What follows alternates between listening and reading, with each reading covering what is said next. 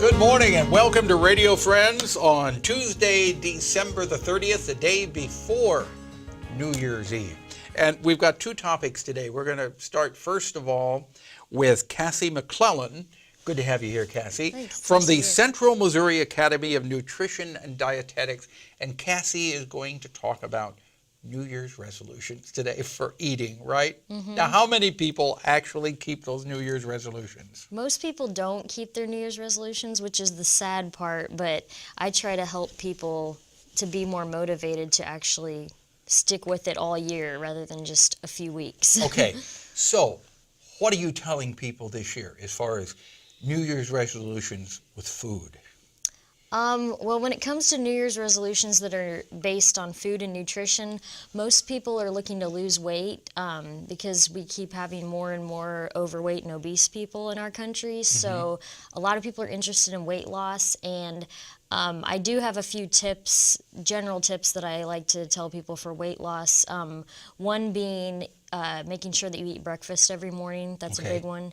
A breakfast is the most important meal of the day, and I'm sure everyone's heard that, but it really is true that breakfast is the most important meal. Is it because if you skip breakfast, you are more tempted to just eat and eat and eat throughout the day and Mm-hmm. eating the wrong food? That's right. Several studies have shown that when people skip breakfast, they're more likely to eat more calories throughout the rest of the day, and people are more likely to eat foods that aren't as good for them if they skip breakfast. Is it okay to eat a big breakfast? By a big breakfast, I mean bacon and eggs, toast, sausage, or waffles and pancakes. Mm-hmm. Is that okay? Is that better than, even though there's a lot of calories there, is it better than skipping breakfast? I think it is. And I always tell people that something is better than nothing. So even if it's not the most nutritious breakfast, it's still better than eating nothing when you wake up in the morning. Right. But going on a diet or New Year's resolution, you can't really go on a diet without having a total mindset change, right? Right. I mean, you have to make it a way of life. Right.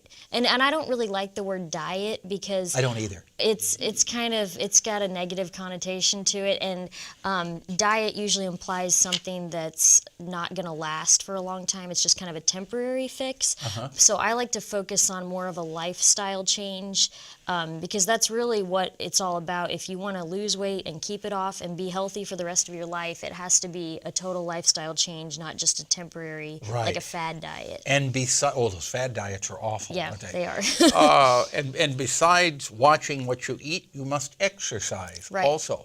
The eating and the exercise go hand in hand. They do go hand in hand, and a lot of people think that they can change their diet and be healthier and lose weight just by doing that, but you can't lose weight unless you exercise. So right. The physical activity goes along with it. Right, because especially if you're really heavy and you start losing weight, if you don't exercise, you're going to have a lot of you're going to lose muscle mass. Right, and it's going to look flabby. Mm-hmm. But if you exercise, it tones it up. Right. Okay. Right. People want more information, they can go to the website, Central Missouri Academy of Nutrition and Dietetics, right? Mm-hmm. All right. Thank you, Cassie, for coming by. Appreciate it. Registered Dietitian, and you're over at Hy-Vee. Yes. Then Happy New Year to you. Thanks. Happy New Year to you. Now, we're going to talk about the Literacy Action Corps, and I turn to Steve Sheltmire. Hey, Paul. Good to have you back here, Steve. Thank you. Tell me about the Literacy Action Corps. You're starting to recruit people now for volunteers. Yes, we are. Literacy Action Corps basically provides services to adults for improving basic literacy skills or English language learning for those people who are in Columbia from other countries and don't know the English language, and they want to learn that to fit into the community better. And we hold classes twice a year for tutors who want to be involved in providing those services. Now, when you say you hold classes, is it daily classes, weekly classes, or one time and that's it? Sure. Well, again, it's scheduled twice a year. Generally, in the fall, it's a few hours, one night a week for 5 weeks. Okay. And then, for the tutors. For the tutors To go to class. Yes. Okay. Yeah. Oh, I'm sorry. Were you asking about the tutors? Yeah, I'm saying how long does a tutor need to go to class before they can start tutoring? Right, okay. And then the upcoming class, what we call our winter class, would be like 4 hours on a Saturday for 3 consecutive Saturdays. So it's not extensive. No, okay, 4 hours on a Saturday through 3 weeks in a row. Right. Our class starts February 7th. It runs February 7th and 14th and 21st, which are Saturdays. And then when they're tutoring people, do they set their own times for the tutoring? You work it out with the person that they're tutoring? Exactly. It really is up to them. We request that they provide 1 to 2 hours a week with their student on whatever time of day that works best for both the tutor and the student. And they can do it at whatever location works out? Right. They can do it in their own home or in the student's home or at a public place if they like. The library is quite frequently a popular spot. We actually have the First Baptist Church downtown on Broadway has provided us an area where we have a little library, and we sometimes go there and use that area. Now, how do you match up the volunteer with the student? Because it obviously it's going to work better if they're a good match. That's true. Well, generally, a prospective student will make a request.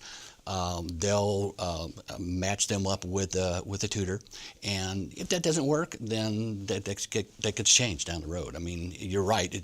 Sometimes it is a personality issue, right, or maybe a timing issue when one's available as opposed to the other. But it more often works than not. So does the tutor have to understand the foreign language of the student that they're working with? No, they don't. Okay. They don't. But in that said, I'm glad you brought that up in the sense that at any given point we have between 60 and 70 student-tutor pairings, and there's always more demand than there is number of tutors to fill that demand. So that's why we hold these classes, and the greatest demand really is in the English language learning. So okay, all right. So if people want to volunteer, what do they do? They can go out. There's a website, Literacy Action Corps, and that's corps.org, and we have contact information out there. They can call 442-4280 and get some information that way. 442-4280 or literacyactioncorps.org. Okay. Yes. Steve, thank you so much for coming by. Thank you, Paul. Happy New Year to you. You too.